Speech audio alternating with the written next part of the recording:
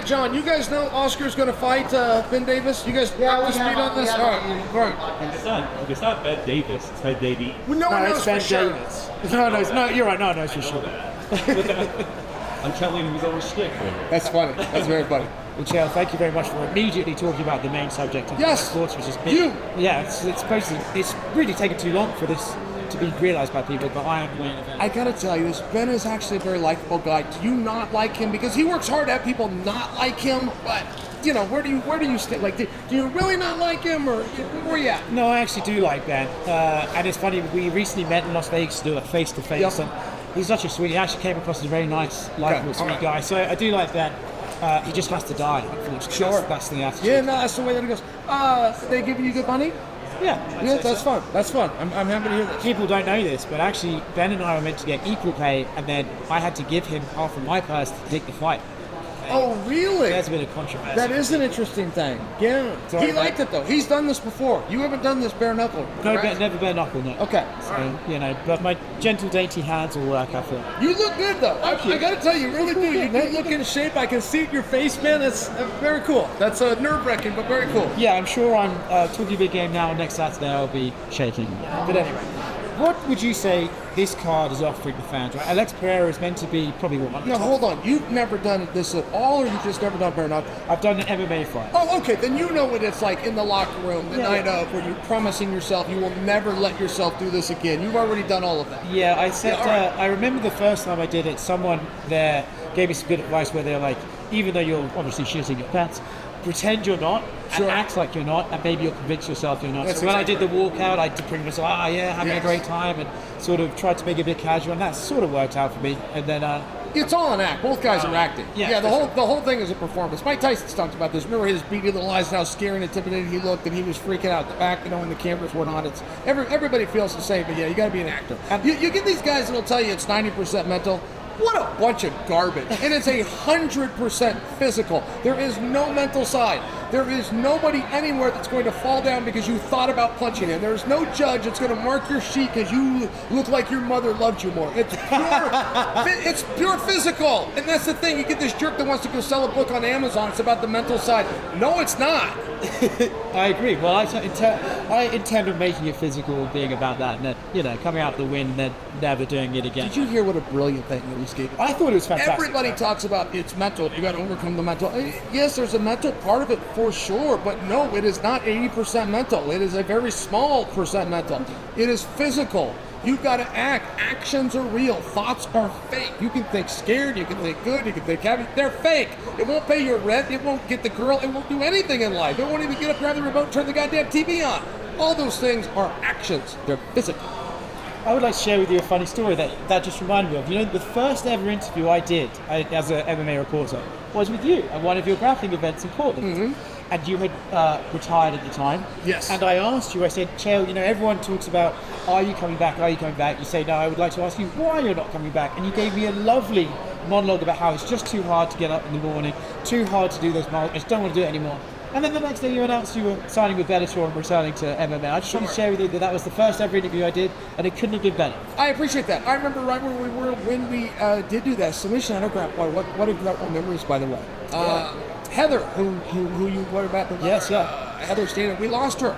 Yeah. She ended up, I'm sick and she passed, and I just bring that because, I mean, that was her baby. You know, that was really what she had created, and she left here, and great memories. And anytime you want to mention Heather or Submission Underground, I appreciate you bringing that space. And I wanted to, I heard you and Anthony talking earlier about the opportunities in sport. I know we're going all over the place here, guys, but the opportunities in the sport, you were talking about maybe slow grappling and stuff like that. May I present the opportunity of the Craig Jones Invitation? Ah, sure. I mean, there's some money involved in that. Yes, what an incredible event, by the way. And I mean, it wouldn't be a cash grab. For me, I would either like to compete or not, but I thought that Craig did a very good job. I will tell you, in fairness, I wish that they could all get along. Yes. I think that we all, as a community in grappling, we are not, wherever it is we are not where we are if it wasn't for Abu Dhabi. And at any rate, I hope those guys can get that work done. Are you aware that my corner for BKFC will be Craig Jones and Dan Hooker? No, I did not know that. Oh, no way, you got Dan Hooker? Yeah. Oh, I love it. Dan is one of my favorite fighters ever. Yeah. Not just current. One of my favorite fighters ever. One of the great fights that has ever happened, and it never got the credit it deserves, was Dan Hooker versus Dustin Poirier. It was on free TV. It was a main event. We never should have got the fight. We never should have got it for 5 rounds. That was the war of wars, and I mean that should be in the Hall of Fame. Yeah, and it's not. It's free TV, and kind of surprised everybody with how great it was.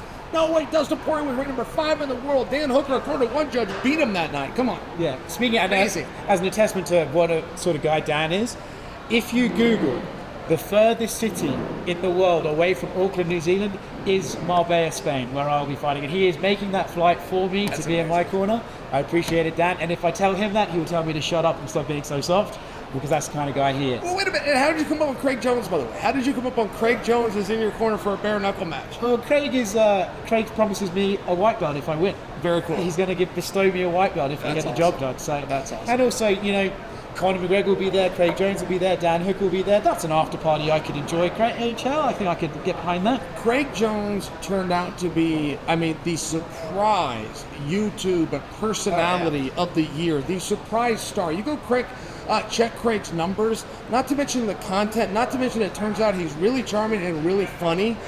We didn't know any of these things. Like, this came out of nowhere. Whoever thought about putting a camera on Craig is like, wow, you're really wasting your time. Well, no, they're not. They knew something. They must have known him personally, or maybe from the school or something like that. Like, they knew Craig behind the scenes, man. Craig's fun. He's hard to look away from. He's getting it. And I hope they approach you for CJI, even if it's not for the tournament. I'd like to see you compete again. I appreciate that. I know the Masvidal thing seems to have maybe drifted away. He's talking about back in the UFC. I know that was something you wanted. Any more movement on that, or do you think that one's sort of gone through the net? No. Well, and I got to tell you, he dropped the ball on that one. And I had a fight with Anderson. I never had a media opportunity where I didn't bring old George along. And, as a way of getting the fight, that he had the opportunity to return that, and he didn't do it. And I think, maybe he got caught off guard. He lost to Nate. I think he thought he was going to win that fight. And all of a sudden, the words that you say after maybe aren't quite really planned. But either way, he was part of my story. He left me out of his story, and I think that's behind us. Right. So do you think the move into boxing for yourself is probably stopped now, or are you just open to whatever opportunities maybe come across the desk? Oh, yeah, no. I consider myself completely done. No, I'm not looking for options or hearing about options. I had one special thing with Anderson Silva. What a great event they had, by the way. that really was fun. Yes. I don't think you get to use that word in the sport very often. I think it gets misused, but that really was fun. Those guys out there, they made something real special. But no, I'm not out looking for competitions. Right. Alex Pereira, Khalil Rountree. You've been the guy banging the Khalil drum this week.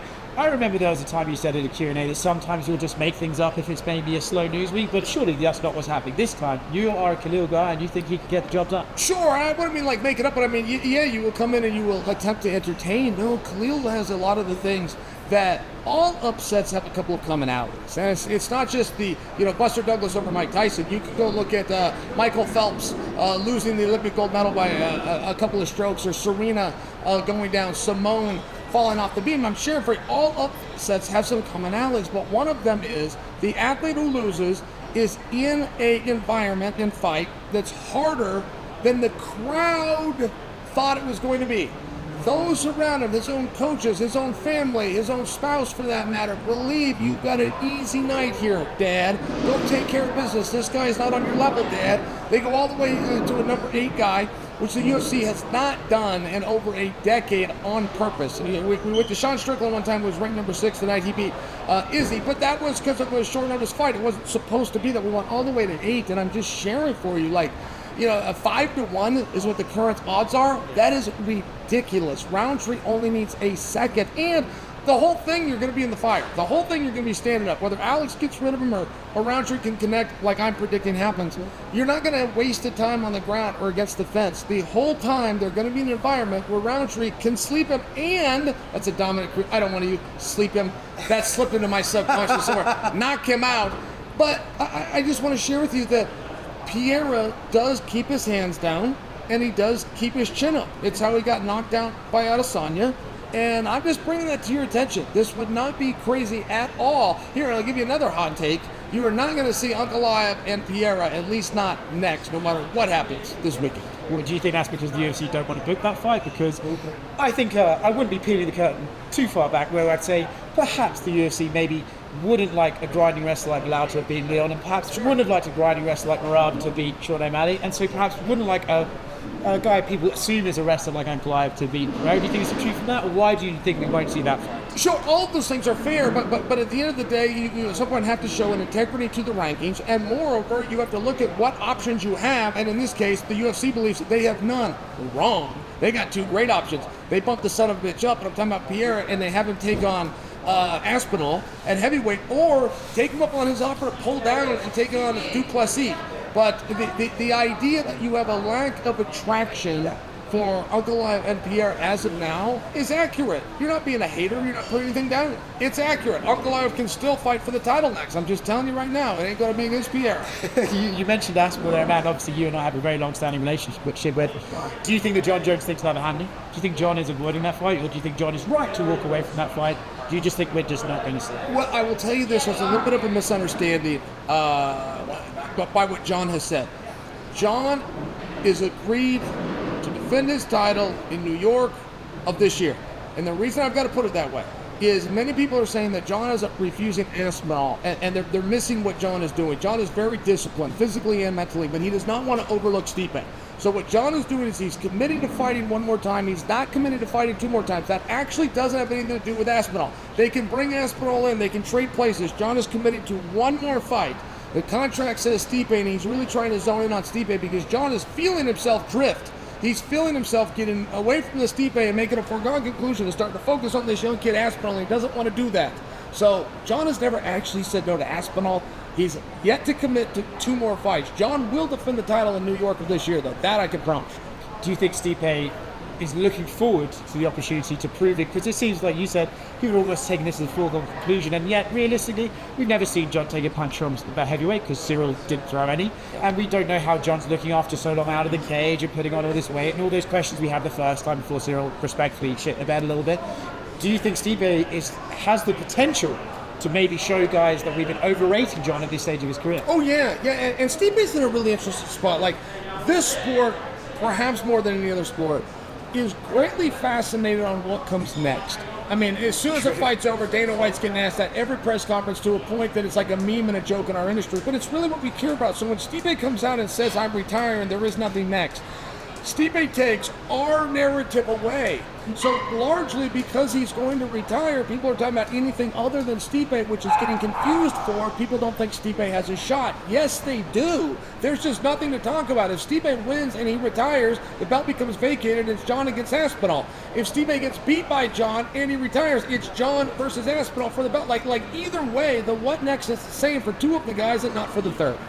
You can't get this analysis. It's like, this so truly, good. This truly is like, if I hear myself telling you this, I mean, this is brilliant. Like, Aspinall isn't aware that he hasn't actually been turned down by Jon Jones until he just heard me tell him right now. Jon Jones is at home going, you know what? I didn't actually turn down Aspinall. I have just not committed to 2 fights. Chael is right. Chael knows things about me that even I don't know. Do you want me to tell you who's going to win your fight between you and Ben? Please. Okay, later. I'm not going to tell. I actually know, though. I do know who's going to win. Yes. If you could give that insight, maybe Friday before the fight. Before the fight. Friday before the fight. That would be great.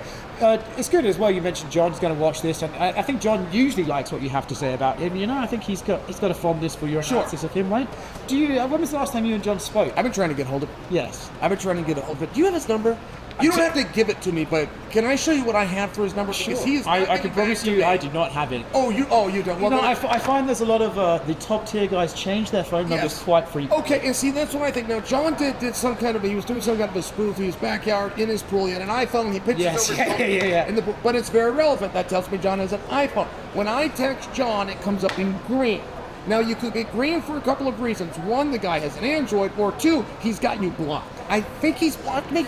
But if I'm wrong, I would like to know, because I would like to talk to him. I would like Jon's opinion on a couple of things. And another one is I would like permission. He and I had a conversation. He gave me an analysis of Pereira versus Francis Ngannou. And I can tell you, I did not know that Jon had such an in-depth analysis in him. But I can't reveal it to the public until I ask Jon if I can. I have no way to do that. So I'm trying to get a hold of Jon Jones. I'm not a betting guy, but I would lean towards it blocking you. You know, I think there's been a little history there. Yeah, I think that's fair. Cool. Misha Tate said about Giuliano. Because he doesn't have an Android. He couldn't figure out how to work an Android. He can't even spell Android. He's left me blocked. Yeah, it's great. I think he's probably had you blocked for quite some time. I think so. Yeah, I was actually surprised when you said he had a breakdown of Ngannou. I didn't think maybe you were talking as recent as that. Oh, you wouldn't believe it. He gave me and I remember when he was saying, I went dead quiet. I just let him keep talking until he was done talking. It was very interesting. I mean, I get whenever somebody does it, like, I'm sure it's not what you think. No, I can assure you it's not what you think. Like, Jon Jones had a real opinion of this fight. Yeah. A very interesting opinion of this fight. And it's quite possible he'll attend, right? He's been a guest on PFL and Saudi before, and they want to build that. Misha Tate said about Juliana Pena that her striking is akin to Dricus du Plessis. Do you agree with that assessment? Wow. That is a high compliment of oneself because, it turned out that Dricus is so much better at striking than we knew. It turned out he was better at fighting than we knew. Wow. Yes, I do. Yeah. In terms of its ugly, it is largely based on grit. It largely is based on awkward angles because maybe you're not as refined or experienced, but that doesn't make it any less accurate if you touch the opponent. Sure, I can see some comparisons. Would you say if Jose Aldo... Dricus is good, man. What's up with Dricus beating everybody? Where did this come from? It's kind of wild, isn't He's a nerdy guy. He's too good looking. It turns out he can sing. Yes, then he can whip everybody's ass. It's almost sad because, when sometimes you have those moments where you're trying to introduce a new person to the sport, you go, this fight's going to be amazing. Yeah. And then they sort of watch Dricus go, I'm pretty sure I watched a guy fight like that in the pub last night. It's a hard sell sometimes. Yeah. But have you seen Miss Brittany? Have you seen my wife? I have, yes. The hottest woman in MMA, not even close.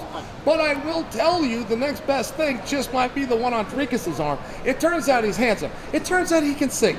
Of course he's got the most beautiful girl. Then he can whip every guy's ass out there. Come on. This guy's living the life. Yeah, I know. And if you're into it, he can drink as well. Yes. I've seen him put him away. I don't know what his nickname is. It should be Chael Sonnen. That's what he should introduce himself. Dricus, Chael Sonnen du Plessis. Yeah, I think that works. might steal that from my own. It's not bad. That'll be good. Last one, I'll leave you with this. If Jose Aldo managed to get back to the title, would that be the best recovery, redeeming part story in this sport? Wow. Oh my God! Are you saying that he has to win it, or he just has to get back to the title fight? At this stage, just get back to it. I agree. Just get back to it. I fully agree with you. And yes, is the answer to your question. We have seen this. We have seen the old dog come back more times in boxing than we have in MMA, and even fewer times in this specific organization of UFC. And the story, no matter how presented, is the same behind the scenes. The guy went broke. That's not what happened here. Jose's one of those smart guys. He living in the same town, hanging out with the same people, coached by the same guy. He got the same community, the same friends around him. I mean, I'm just sharing with you. He is back purely to compete, and that is inspirational. And there is not very many times that you get to a point in your career where you can inspire others, and that's where he's at. And I really think that's the highest point. I think that's above main event. I think that's above champion. When you can become an inspiration, and that's where he's at. That's where everybody's pulling for him. I mean, this poor guy that's got to take him on thinks everybody hates him. It's like, no, man, they don't hate you. It's just this is such a incredible story and hard guy to face because it's not as though his opponent at some point in his life didn't admire of course Jose, and now he's got to try to beat him. That's hard. Legends are few and far between in this sport. Jose Aldo's one, Chael Sonnen is another, and I appreciate you very much for joining me. Pleasure. Good luck, by the way, with Ben. I'll let you know who's going to win. Thank you. I look forward to finding out. Thanks, Chael. That was the perfect response. I look forward to finding out. You won the day. That was